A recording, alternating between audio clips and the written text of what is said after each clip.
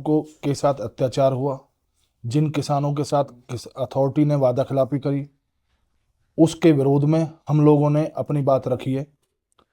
और चूंकि हम अब अंतिम दौर के लड़ाई में गुजर रहे हैं, पीसी करने के बाद हम आपके सामने कह रहे हैं कि हम 25 तारीख के आंदोलन के बाद हम डंपिंग ग्राउंड को नहीं बनने देंगे और बिल्कुल क्लोज करेंगे, चाहे कुछ भी हो जाए। जो इन्होंने वादा खिलाफी करी है, 70 किसान अभी पेंडिंग में, 4 किसान जिनका पैसा आ चुका, वो पैसा इन्होंने नहीं दिया है।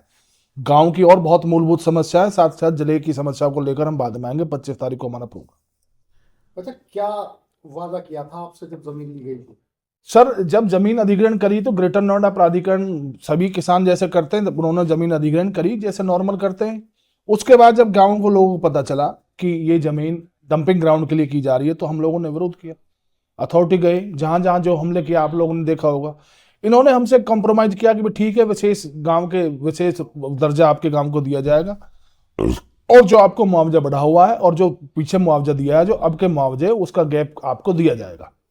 वो गैप, हमारी एक लिस्ट जारी हुई जिनमें 26 किसान बने उस गैप में, पहले वाले में जो डंपिंग ग्राउंड के अंदर जमीन है। उनमें से इन्होंने 22 किसानों को पैसा दे दिया, 4 किसानों को आज भी लटका पड़ा, पैसा इनके अकाउंट में है। बचे 70 किसान, ऐसी कैटेगरी बनती जा रही है। 70 किसानों का भी कोई वादा नहीं है, नहीं कोई कमिटमेंट है, वो संघर्ष जारी है। और जो किसान बच रहे हैं उनका भी संघर्ष जारी है। ये तो एक प्रतिकर की लड़ाई है, ये तो अपना वाजिब मांग की लड़ाई है। और तो जो हमें अधिकार, जो हमें विशेष सुविधाएं, वो तो अलग है। जो हमारे स्वास्थ्य को लेकर है, जो हमारी शिक्षा को लेकर है, जो हमारे रोजगार को लेकर है, वो तो चीजें अभी बहुत पीछे रह चुकी हैं जी। तो क्या तैयारी है आप 25 तारीख? नहीं, 25 तो आंदोलन भाई डॉक्टर रुपेश शर्मा का आंदोलन के साथ हमारा हमेशा से ही रहा है। डॉक्टर रुपेश शर्मा जी, उनके साथ तो हमेशा ही से ही रहा है। उनके आंदोलन के बाद हम लोग ग्रेटर नोएडा अथॉरिटी से हमने दरखास्त कर चुके हैं, उसके बाद एक बार और जाएंगे। उसके बाद हम डंपिंग ग्राउंड को बिल्कुल काम नहीं होने देंगे। संघर्ष समिति के तत्वाधान में भाई बिल्लू गुजर हमारे अध्यक्ष साहब हैं, इनके आह्वान पर गांव अस्तौली का प्रत्येक जन बच्चा, प्रत्येक व्यक्ति जो इस चीज़ से पीड़ित है, वो सब बाहर आएंगे निकल करके, और गौतम बुद्ध नगर अथॉरिटी और प्राधिकरण के जितने भी जो संबंधित लोग हैं, उनकी कुंभकर्णी नींद को तोड़ने का काम करेंगे।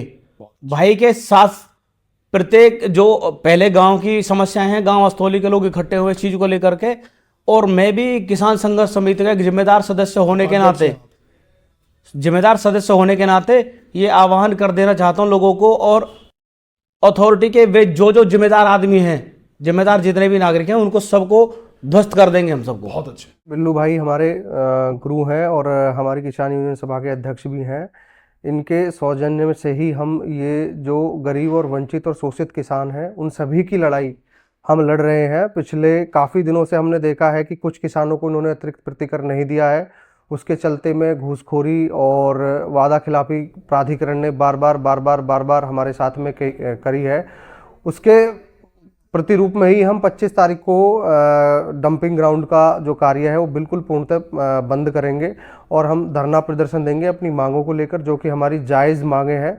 हमारे साथ में अतिरिक्त प्रतिकर का सबसे बड़ी वादा खिलाफी है हमारे गांव का, जो कि डंपिंग ग्राउंड पूरे ग्रेटर नोएडा और यमुना एक्सप्रेसवे में किसी गांव ने नहीं दिया है। हमारे गांव को अतिरिक्त प्रतिकर के अलावा हमारे गांव को अथॉरिटी क्या बेनिफिट दे रही है? 4125 का जो मुआवजा है पूरे संपूर्ण ग्रेटर नोएडा में सबको आपने यही दिया है, लेकिन हमारे यहाँ डंपिंग ग्राउंड है। हमारा गांव एक विशेष जोन में जाना चाहिए था, जिसमें हमारे गांव ने जमीन दे दी। जमीन के एवज में कम से कम 10 से 15 हज़ार रुपये मीटर का मुआवजा होना चाहिए था।